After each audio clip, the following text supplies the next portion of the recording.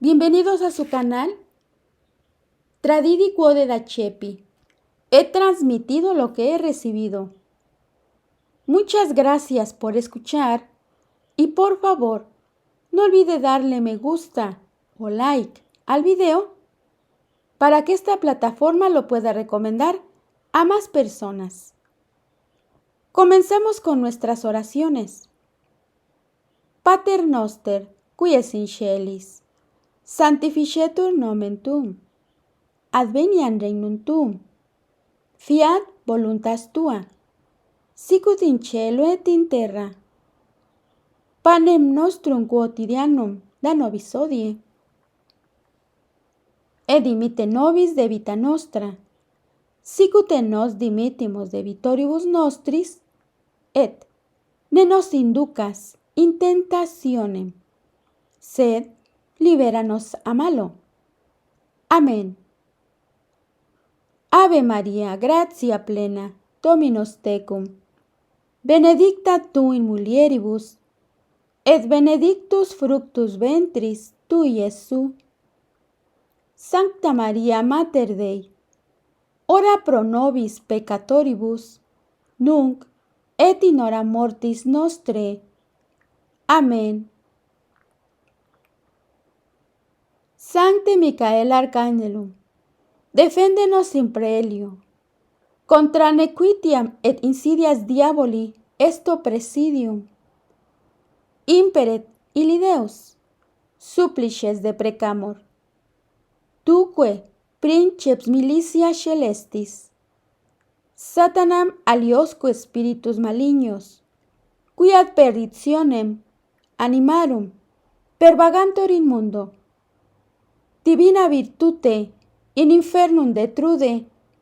Amén. Cor Iesu sacratitium, miserere nobis. Cor Iesu sacratitium, miserere nobis. Cor Iesu sacratitium, miserere nobis. Entrevista con el Superior General de la Fraternidad Sacerdotal de San Pío X, don David Pagliarani, sobre la publicación de Mater Populi Fidelis. El pasado 4 de noviembre, el Dicasterio para la Doctrina de la Fe publicó un documento que restringe el uso de ciertos títulos tradicionalmente atribuidos a la Santísima Virgen, bajo el título de Mater Populi Fidelis. ¿Cuál fue su primera reacción al respecto? Don David Pagliarani cita lo siguiente: confieso que me causó un gran impacto. Aunque el Papa León XIV ya había manifestado su deseo de continuidad con su predecesor, no esperaba un documento procedente de un dicasterio romano, destinado a restringir el uso de los títulos, tan ricos en su significado, que la Iglesia ha atribuido tradicionalmente a la Virgen. Mi primera reacción fue celebrar una misa de reparación por este nuevo ataque contra la tradición, y lo que es más, contra la Santísima Virgen María.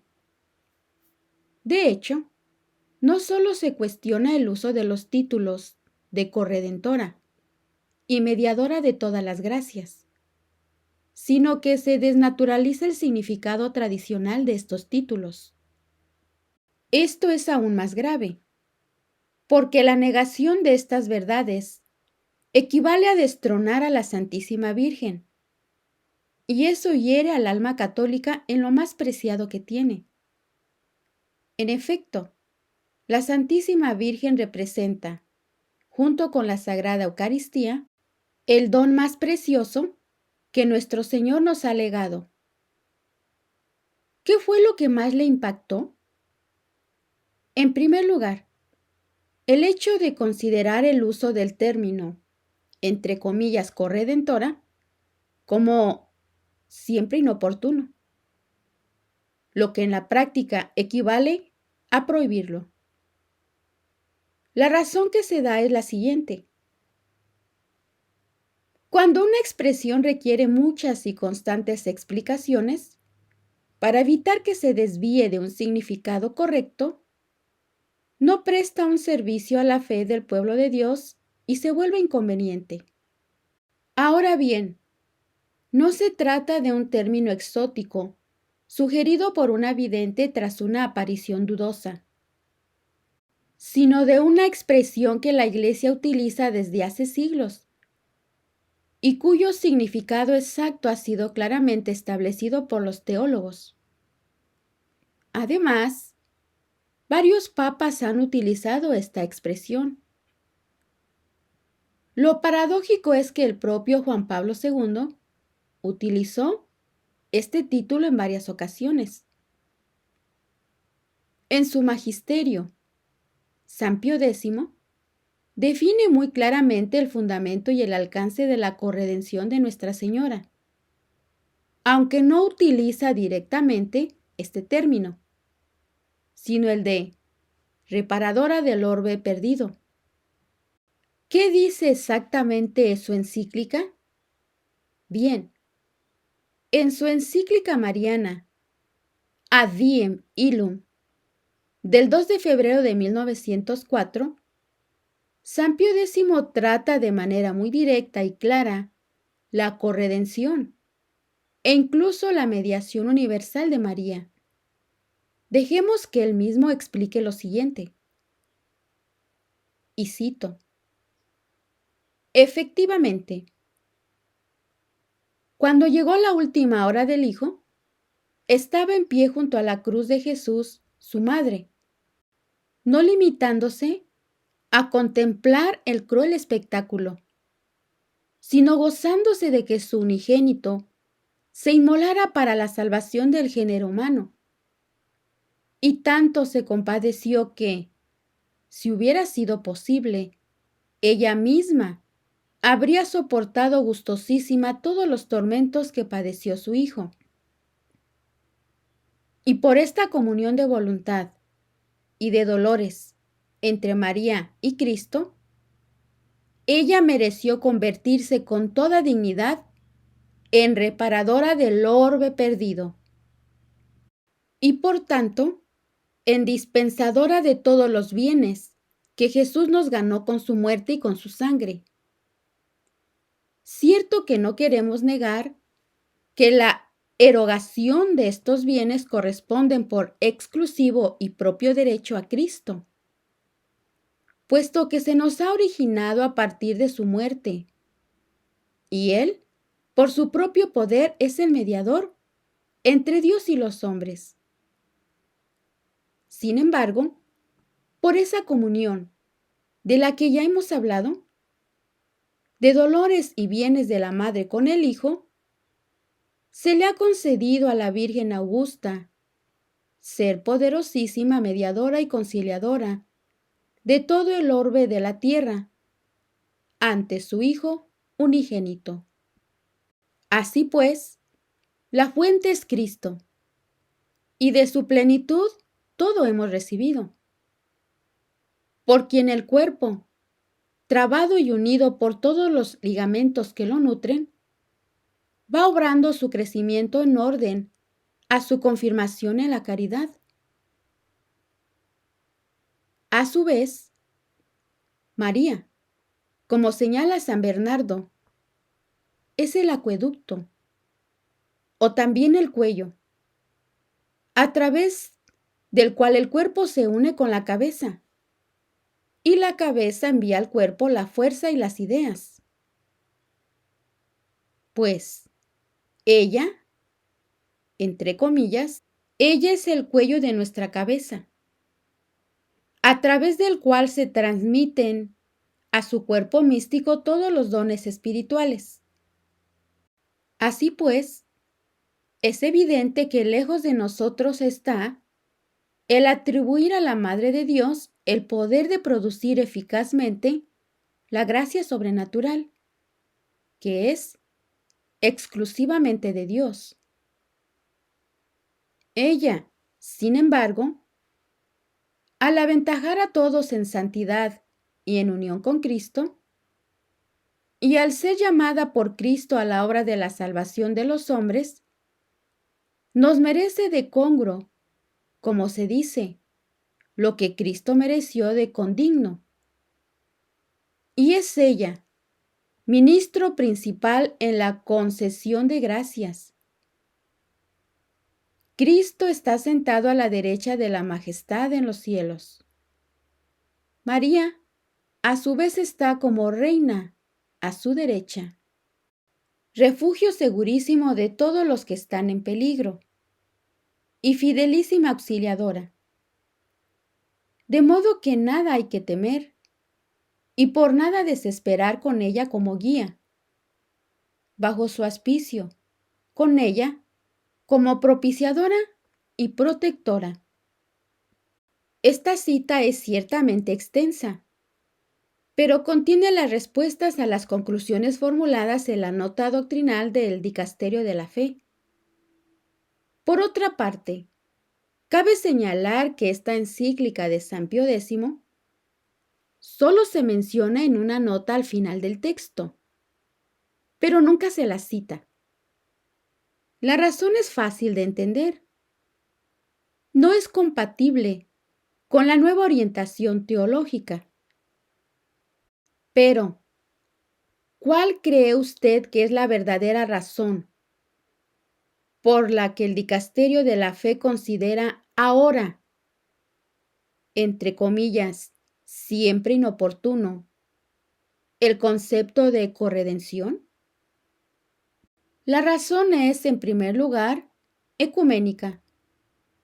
Es necesario entender que la noción de corredención, al igual que la de mediación universal, es absolutamente incompatible con la teología y el espíritu protestante.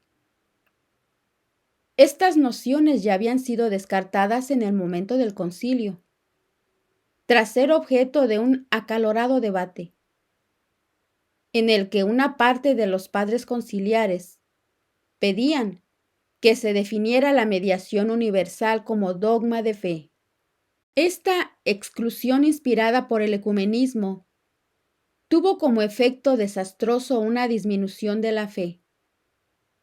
En efecto, si no se recuerda regularmente la enseñanza tradicional sobre la Santísima Virgen, se acaba perdiendo. En otras palabras, quienes redactaron este documento están realmente convencidos de que se trata de términos peligrosos para la fe. Esto es catastrófico. El texto, en su totalidad, repite continuamente que la Santísima Virgen no debe ofender en modo alguno la unicidad y la centralidad de la mediación de nuestro Señor y su papel único como Redentor. Esta preocupación parece casi patológica, una especie de paranoia espiritual, inexplicable en un católico. En efecto, ningún fiel instruido en las verdades de la fe, que recurre a la Santísima Virgen y se deja guiar por ella, puede correr el riesgo de venerarla en exceso, en detrimento de nuestro Señor. La devoción mariana, iluminada por la fe, solo tiene un objetivo: permitirnos penetrar más en el misterio de nuestro Señor y de la redención. Esto se entendía bien y se practicaba hasta el concilio. Nos encontramos aquí ante un círculo vicioso que roza lo absurdo. Se nos advierte contra un medio supuestamente abusivo para alcanzar un fin, cuando ese medio no ha sido dado precisamente para ese fin. ¿Cree usted que la preocupación ecuménica es la única razón de esta iniciativa del Vaticano? Creo que hay que tener en cuenta otra razón. Las expresiones incriminadas en el documento romano tienen una relación directa con el misterio de la redención y la gracia que se deriva de ella. Sin embargo, trágicamente, el concepto de redención ya no es el mismo hoy en día. En efecto, los conceptos de sacrificio expiatorio por nuestros pecados y sacrificio satisfactorio de la justicia divina se están abandonando cada vez más. Ya no se acepta la idea de un sacrificio ofrecido a Dios para apaciguar su justicia. En la perspectiva moderna, nuestro Señor no tiene realmente necesidad de merecer, ni de satisfacer por nuestros pecados, ni de ofrecer un sacrificio expiatorio, pues la misericordia de Dios no cambia ante la realidad del pecado de los hombres. Es incondicional. Dios perdona siempre por pura liberalidad. En consecuencia, nuestro Señor es redentor en un sentido completamente nuevo. Su muerte no es sino la manifestación última y suprema de ese amor misericordioso del Padre.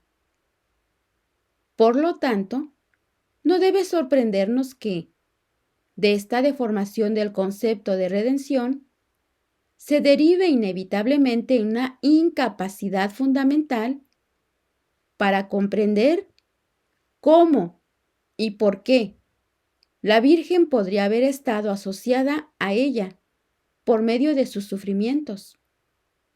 A este respecto, el texto del Dicasterio para la Doctrina de la Fe incluye una advertencia reveladora, y cito: por ello se deben evitar los títulos y expresiones referidas a María, que la presenten como una especie de pararrayos ante la justicia del Señor, como si María fuese una alternativa necesaria ante la insuficiente misericordia de Dios.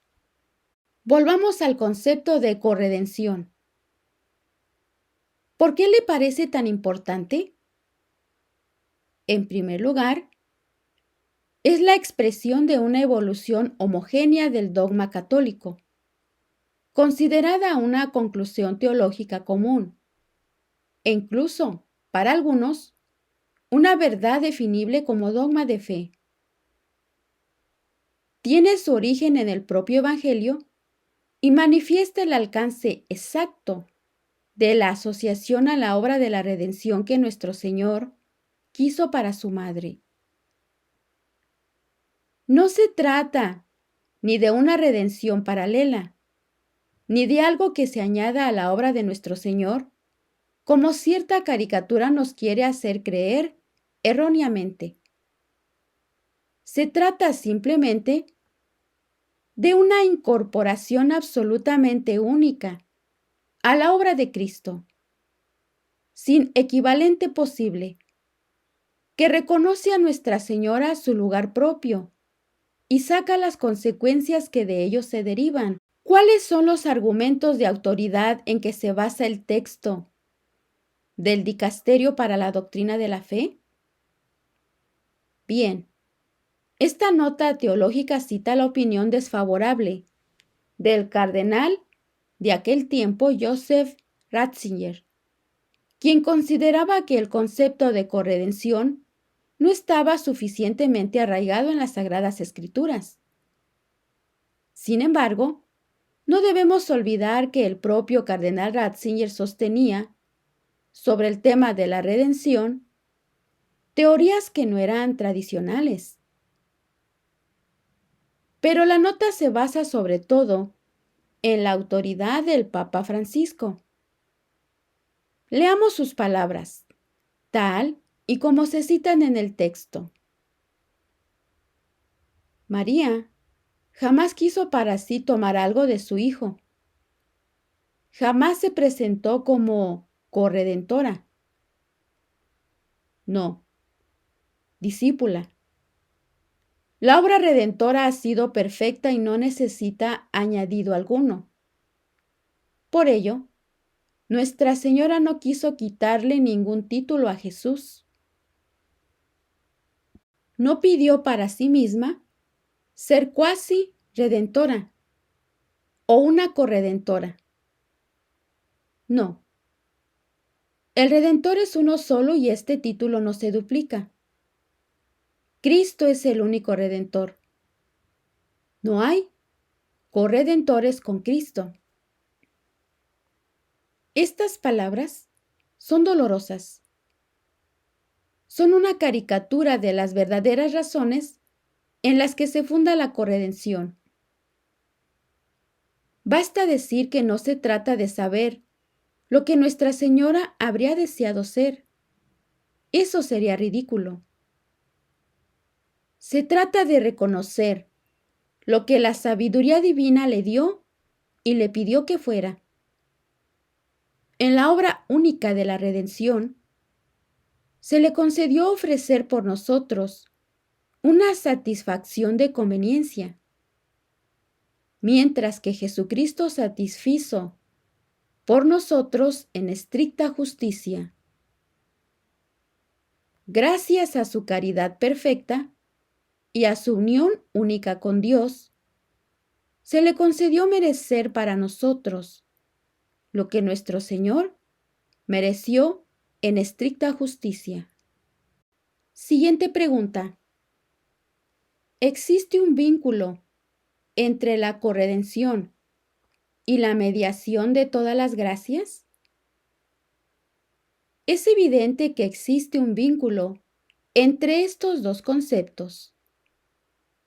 Por esta razón, el título de mediadora de todas las gracias también ha sido puesto en duda, ya que su uso se considera ahora peligroso y por lo tanto muy desaconsejable, como veremos con más detalle.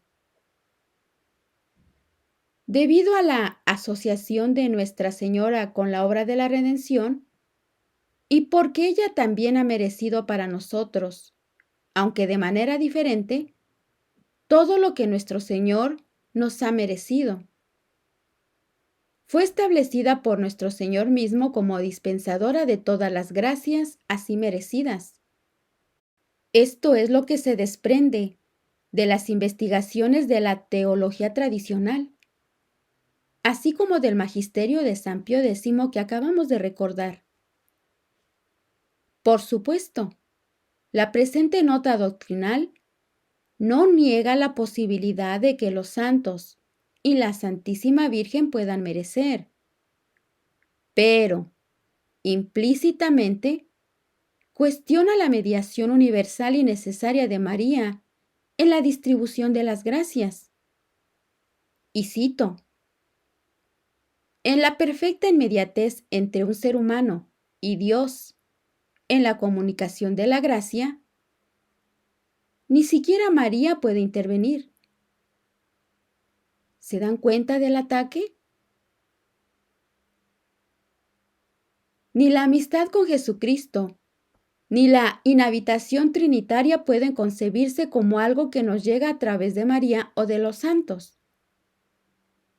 En todo caso, lo que podemos decir es que María desea ese bien para nosotros y lo pide junto a nosotros. Solo Dios justifica. Solo el Dios Trino. Solo Él nos eleva para superar la desproporción infinita que nos separa de la vida divina. Solo Él actúa en nosotros su inhabitación trinitaria. Solo Él se entraña en nosotros transformándonos y haciéndonos participar de su vida divina. No se honra a María atribuyéndole alguna mediación en la realización de esta obra exclusivamente divina. Así que, estimado oyente, lo que acaba de escuchar es un terrible ataque a nuestro Señor Jesucristo, a la Santísima Virgen y a la doctrina católica tradicional. Continuamos. En realidad, por las razones ya expuestas, la Santísima Virgen nos ha merecido no solo algunas gracias, sino todas y cada una de ellas. Y no solo nos ha merecido su aplicación, sino también su adquisición al pie de la cruz, ya que fue unida a Cristo Redentor en el mismo acto de la redención aquí abajo, antes de interceder por nosotros en el cielo. ¿Por qué entonces se advierte contra el uso del término mediadora de todas las gracias? ¿Y por qué se considera que este término es incapaz de garantizar una comprensión correcta del papel de la Virgen? Bien, sobre este punto, podemos responder que los autores del texto tienen un prejuicio. No aceptan que Dios haya decidido y que la tradición haya explicado. No lo aceptan. Algo distinto de la idea preconcebida que ellos se han formado. Es cierto que nuestro Señor es el único mediador y que solo hay una redención, la suya, sobreabundante.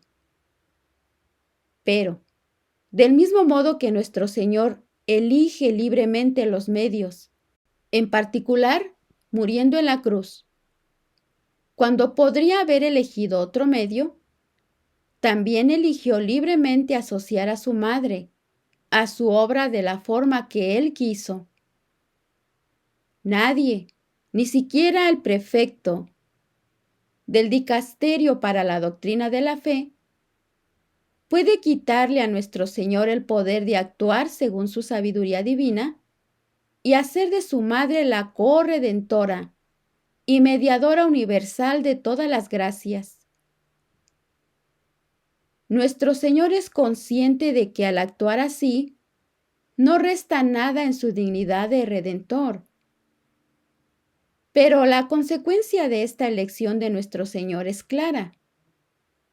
Así como es necesario recurrir a Él para salvarse, también es necesario recurrir a su madre, aunque sea de un modo diferente. Reconocer esta necesidad significa rechazar los decretos de nuestro Señor, la tradición de la Iglesia y los medios que se dan a los cristianos para alcanzar su salvación. Esta idea preconcebida, que incluso parece una obstinación, aparece con frecuencia en el texto. Limitémonos a algunos pasajes, y cito lo siguiente.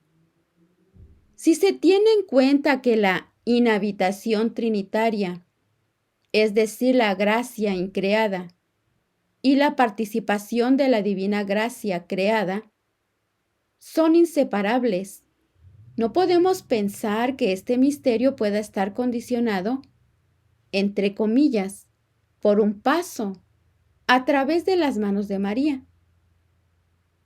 Ninguna persona humana, ni siquiera los apóstoles o la Santísima Virgen, puede actuar como dispensadora universal de la gracia. El título, mediadora de todas las gracias, corre el peligro de ver la gracia divina como si María se convirtiera en una distribuidora de bienes o energías espirituales, en desconexión con nuestra relación personal con Jesucristo. Siguiente pregunta. Desde un punto de vista pastoral, ¿cómo juzga usted el impacto de estas decisiones del dicasterio para la doctrina de la fe? Creo poder decir que las repercusiones negativas serán múltiples y catastróficas. En primer lugar, no debemos olvidar que María es el modelo perfecto de la vida cristiana. Al minimizar la asociación de Nuestra Señora a la obra de la redención, el texto minimiza el llamado que se hace a cada alma a entrar por la cruz en la obra de la redención, de la reparación y de la santificación personal.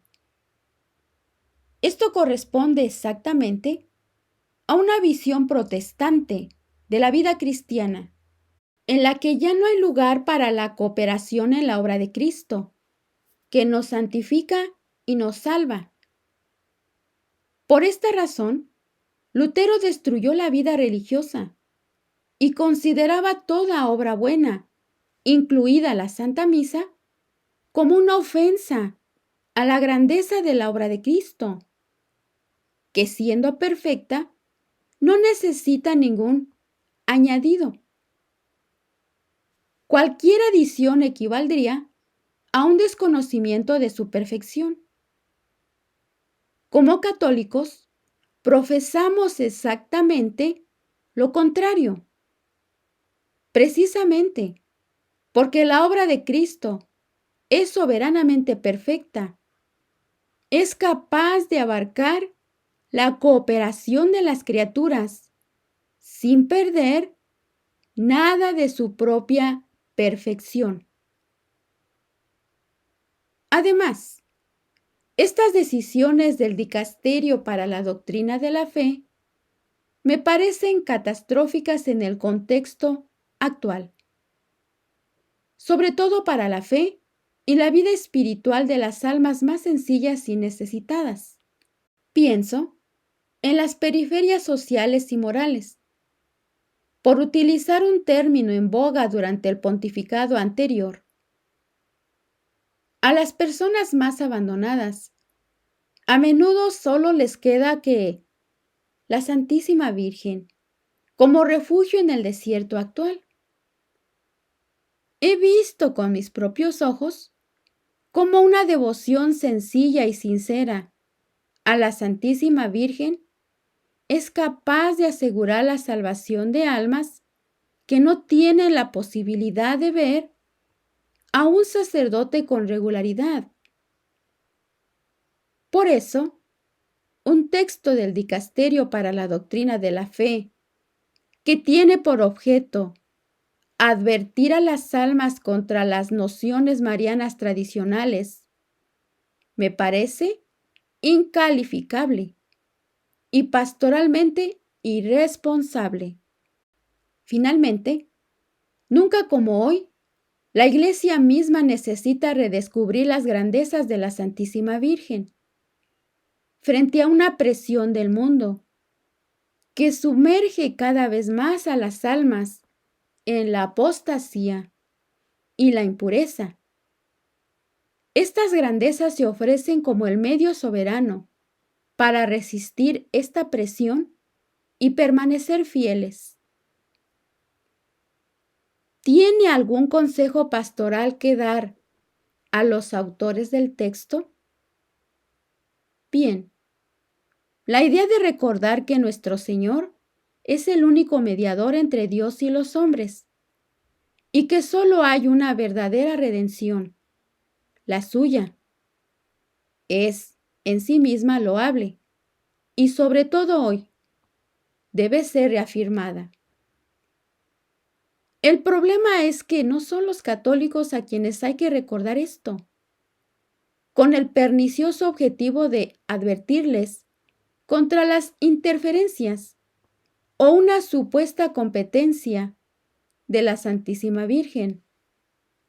Más bien, habría que predicar y recordar esta verdad a los judíos, a los budistas, a los musulmanes y a todos aquellos que no conocen a nuestro Señor, ya sean creyentes, no cristianos o ateos. Ahora bien, el pasado 28 de octubre se celebró en el Vaticano el 60º aniversario de la promulgación de Nostra Aetate, es decir, del documento conciliar que constituye la base del diálogo con las religiones no cristianas. Esto es, como mínimo, paradójico, ya que este diálogo que durante los últimos 60 años ha dado lugar a las reuniones interreligiosas más lamentables, es la negación clara y explícita del hecho de que nuestro Señor es el único mediador entre Dios y los hombres, y del hecho de que la Iglesia Católica fue instituida para predicar esta verdad al mundo. En su opinión, ¿hay alguna otra noción mariana tradicional que merezca ser más conocida? Bueno, en el oficio divino de la Santísima Virgen, la liturgia la define como la que ha aplastado todas las herejías. Creo que esta noción merecería ser profundizada más a fondo por la investigación teológica. Es muy interesante observar cómo la Iglesia considera a Nuestra Señora como guardiana de la verdad católica. Esto está directamente relacionado con su papel de madre.